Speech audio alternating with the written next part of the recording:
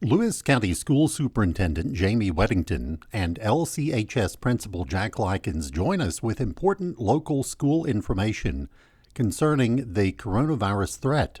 Have a pencil and paper ready to copy down important information. Superintendent Weddington. Thank you, Dennis. I just wanted to give a little update as far as the school goes and have Mr. Lykins, the high school principal, here with me today, replacing Judge Ruckle.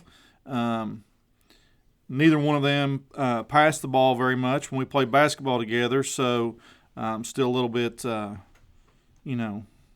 bitter about that from 25 years ago. They both liked to shoot it. They didn't like to pass it. So we'll try to make it through today and give you all some good information related to the school system.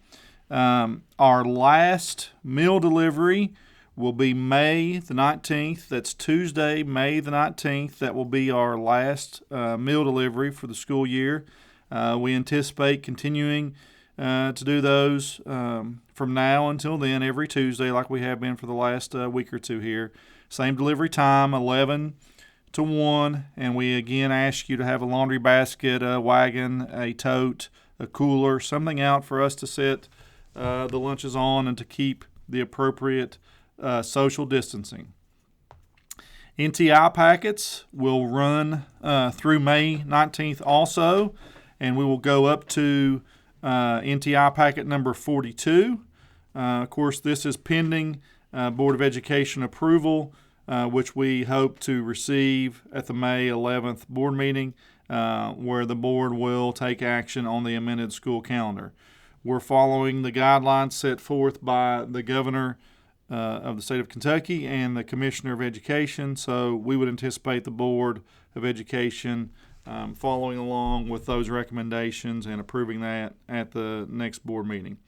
Our board meetings are online during this COVID-19 health pandemic. You can view them on the second Monday of every month, and they're on the school district's website. And we will again be taking advantage of that electronic platform and providing you coverage of those board meetings. We are continuing to request that you submit your NTI work electronically if possible. As you get it done, you can go ahead and turn it in. I know some students are working ahead. So as you get those done, you can go ahead and submit those electronically, and if you don't have the ability to do it electronically, you can always submit the paper copies. I know there's been some issues and some frustration in getting the packets back and forth, but we just want to encourage everyone to be patient. We're trying to keep the packets at the schools and let them be quarantined there for a few days before we send them on out. And have other people touch them. And we're trying to clean those and sanitize them before they go to teachers and potentially in teachers' homes. We appreciate everyone's patience. I know that there's some level of frustration out there, but we are trying to work through it.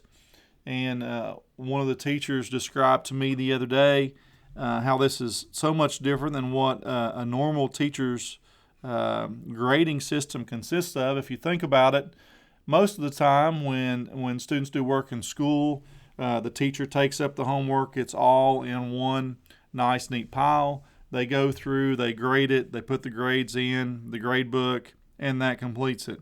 With what we're dealing with currently, students are all working at different speeds. They're all submitting it a lot of times in different means, whether it's online or paper. And it's coming to us from elementary schools to the high school or high school down to the elementary schools. So it's completely different than what we would normally experience as far as grading. And there's been a few issues in getting those grades in and getting the packets submitted and in the right teacher's hands. So we just continue to ask for everyone's patience. And if you have issues, that you call the schools. The schools are all open Monday through Thursday, 8 to 3. And the principals are all there, so they'll be happy to work with you and continue to get those done. Again, we would advise you to take pictures of your work so you have a record that you've completed it, so that if there is any issues that that you have proof that you completed your work, and you can submit it again electronically or print it out or those type of things. Packets 31 through 42, and we're going to do 12 of them. We've been normally doing 10. Since we're finishing on 42, we're going to go ahead and send those out. Packets 31 through 42 will be available for pickup on April 29th and 30th at all the schools. They'll also be available through the meal delivery system on May the 5th. So be thinking about how you're going to pick those up or get those to your kids, and turn in the other work that you have. One thing I want to point out is that the state has some requirements on all the schools as far as the turnaround time at the end for us to submit our data on student work and student completion of NTI packets. So when we get down to May 19th, we're really going to have to push to make sure that the students get all their work in on time. So we're going to be looking for the NTI work to all be wrapped up and completed on a date of around May 21st. So don't let your kids procrastinate. Don't let them get too far behind. Stay with them. Help them stay on task. I know some kids are working way ahead, and we even have some kids of my central office personnel who their theory is do it day of. We had a school principal who talked about his two sons and working on their NTI packets, and there was some type of, we'll call it discussion, about who was going to use the Chromebook the night before all the work was due, and he described it as them staying up all night because they couldn't plan ahead, so they had to work on their NTI work that was due the next day for several hours because they kind of procrastinated. So it's everybody's kids. We're all in the same ship a lot of times and trying to ensure that they get their work done and get it in on time. So don't feel like you're alone in that struggle. Even school principals' kids sometimes procrastinate and put things off to the last minute. So just work with your kids. Try to keep them focused and on track and on pace. I know there are a lot of distractions at home, especially when the weather is going to hopefully turn nice here and they're going to want to go outside and do things, and that's good to do too, but only after we get our school work done. So everyone just continue to be patient on with the schools on getting the work graded, getting it in the computer system, and continue to support your kids and help them to manage their time wisely as they'll need it as we continue on with the remainder of this school year. So I'm going to turn it over to Mr. Lykins and let him talk to you a little bit about the high school and some of their plans as it relates to graduation and prom and what we're going to try to do for our high school seniors. So, Mr. Lykins. Okay, thank you, Mr. Weddington, and I just want to start by saying I appreciate you passing that off to me, and maybe Todd and I could have passed the ball to you more if you'd have been on the floor and stayed out of foul trouble. So I will go on. First off, I want to talk about the teachers at the high school and what a good job that they've been doing with this NTI work that they've been getting out, and the Zoom meetings that they've been conducting with their students. It's a really hard job to get the NTI packets together and to get them out, but the teachers at the high school have been doing a great job. So I want to talk about prom first. As the governor, I believe, last week had mentioned, he, and I don't think we see a way forward with prom right now. Prom was originally scheduled for the last weekend of April, and we have moved it back until May 22nd. But as of right now, we don't see a way forward with prom with the restrictions that are placed upon us. If the restrictions are relieved at a later date, there may be a possibility that we could look at something later, maybe into June. But as of right now, there's just no way forward with prom. And we'll talk about our seniors for a little bit. Our seniors, this senior class has worked 13 years to have a moment of graduation. You know, they're going to miss out on senior prom. They're going to miss out on their senior brunch. They're missing out on baseball, softball, tennis, track. They're going to miss their last day of school. One thing that we want to work hard to do here at Lewis County is to provide them a graduation. After 13 years, they deserve a graduation. They deserve an in-person graduation is the belief that Mr. Weddington and I have, and we're going to do everything we can to make sure that happens. Currently, we're looking at a possibility of having some sort of in-person graduation between June 20th and July 3rd at the football field at Lewis County High School. This will depend upon what the guidelines are from the federal government and from the state government. We are looking at options as far as a drive-up graduation to where we limit the number of graduates that we would have there at one time. People would be parked in their family would be parked in their car, sitting on the track, watching some sort of graduation take place. That would be the most restrictive, and up to the least restrictive, which is what we're hoping to do, would be a graduation on the field with all students there and probably a limited number of audience in attendance. But what we do the week of June 20th through July 3rd will be based upon what the restrictions are placed upon us at that time. Caps and gowns, I've had several calls at the high school about caps and gowns. We talked to the company earlier this week. Caps and gowns will be delivered to the high school the first week of May. Once those are delivered, we will get a one call out to seniors to let them know when to pick them up at the high school. We have been working hard at the high school to plan recognition for the seniors this year. We have several things in place. One thing that we're going to be doing very soon is senior signs. We've ordered signs for each senior.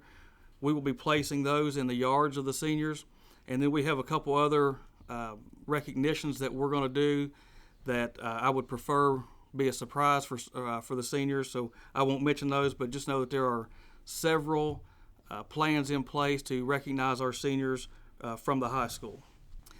In the next couple of days, I'm going to be sending out emails to all the seniors to set up Zoom meetings to discuss graduation and get some ideas from seniors about what they would like to see at graduation, what type of graduation they would like to see.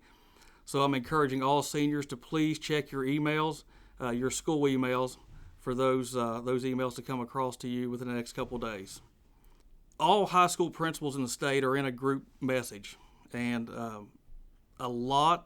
several of the schools and the districts are already deciding to do virtual graduations.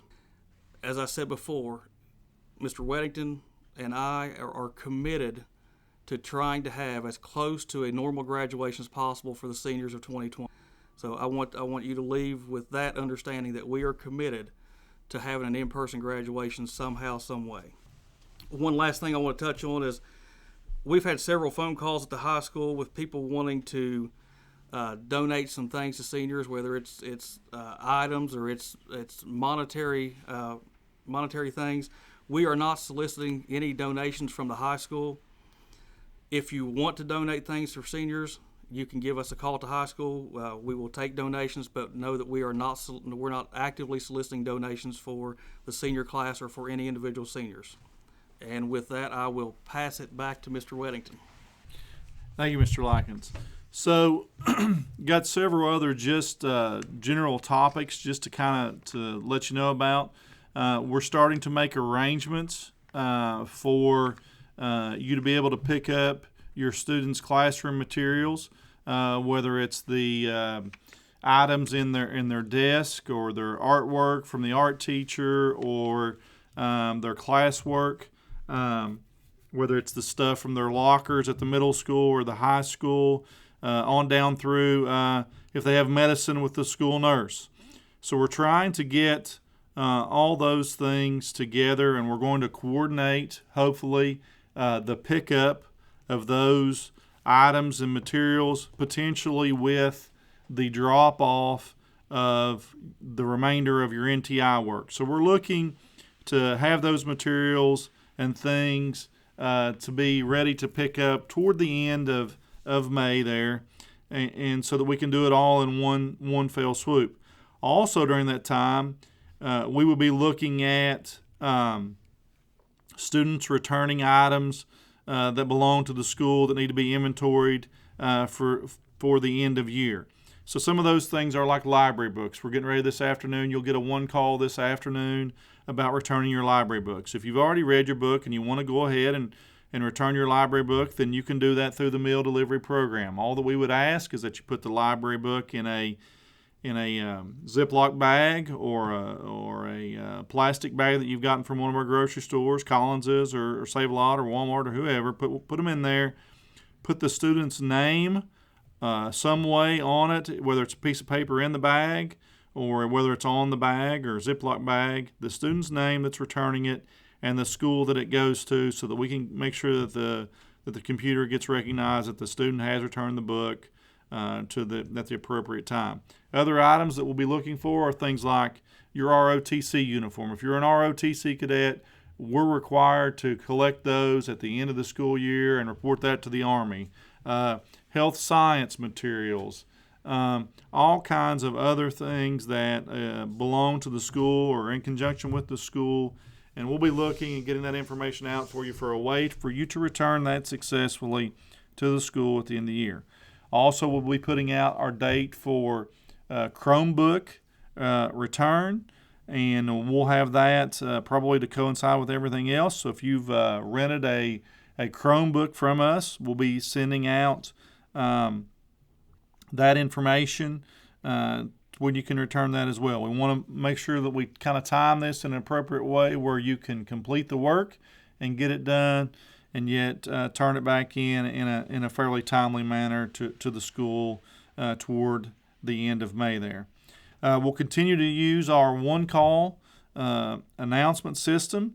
We're trying to do those in the evenings around 4:30 to 6 o'clock in the evenings to send out information, so that's hopefully not too big a disruption to you in your day, but be looking for those to come out, continue to come out in the evenings. And I know we've already got one scheduled for this afternoon, and there will be another one go out tomorrow evening. So be looking for those, and when you get those, make sure you answer the phone. You listen to the complete message. Sometimes they're a little lengthy, so just take your time and listen to it and get all the information that we're putting out there. Mr. Lykins mentioned the high school teachers and the work that they're doing. That's across the district. All of our teachers, every morning beginning at 8 a.m., the teachers all log in and they have a morning meeting with the principal, and they regularly discuss students and their work and the students that they're having difficulty getting the work from, and they talk about what needs to be done every day. So they're working. It looks a little different. It's not the same, but every morning, Monday through Friday, the teachers are up and participating in meetings, every morning. So I just want to commend the hard work that the teachers and the aides and the secretaries, and it goes without saying the work that the cooks have done in the cafeteria. If you're participating in a meal delivery, picking up meals, it's just a huge amount of work and energy and effort by all the people and the bus drivers and the custodians and even the maintenance guys jump in and help. So everyone across the school district is jumping in and trying to provide as best for all our students as they possibly can. And I appreciate those of you that have reached out with your show of appreciation and commented and said how great this was, because it's not going on everywhere. Not everyone is ensuring that meals are getting delivered or the opportunity for meals to get delivered to all the students across the district. And so all of our staff members have stepped up and have jumped in at various points and times and tried to participate and ensure that our kids are getting what they need. And I've seen a lot of Zoom meetings. My daughter participated in one the other day, and the teacher wasn't necessarily teaching so much as they were just giving an opportunity for the kids to talk. And they were talking about it was a science class, and it had nothing to do with biology, but they were discussing the coronavirus and its impacts on our economy, our impacts on agriculture, And so they were having a good discussion, and they were learning, actively learning. And so I think that's a good thing. So I'm extremely proud of all of our employees and the work that they've put forward and stepped up and tried to ensure that all of our kids are taken care of. So I'm not going to pass. I'm going to be like Mr. Lykins and Judge Executive Ruckle, and I'm not going to pass the ball. I'm going to keep it right here and finish up with stay healthy, wash your hands, don't touch your face, and go Lions. You've been listening to Lewis County School Superintendent Jamie Weddington and LCHS Principal Jack Lykins with important school information in dealing with the coronavirus threat. For more information concerning school delivery of meals and NTI packet information, call the board office or the school your child attends. The number for the local helpline is 202-8600. WKKS will continue to bring you the latest local information on this serious health threat here, as well as on our social media pages.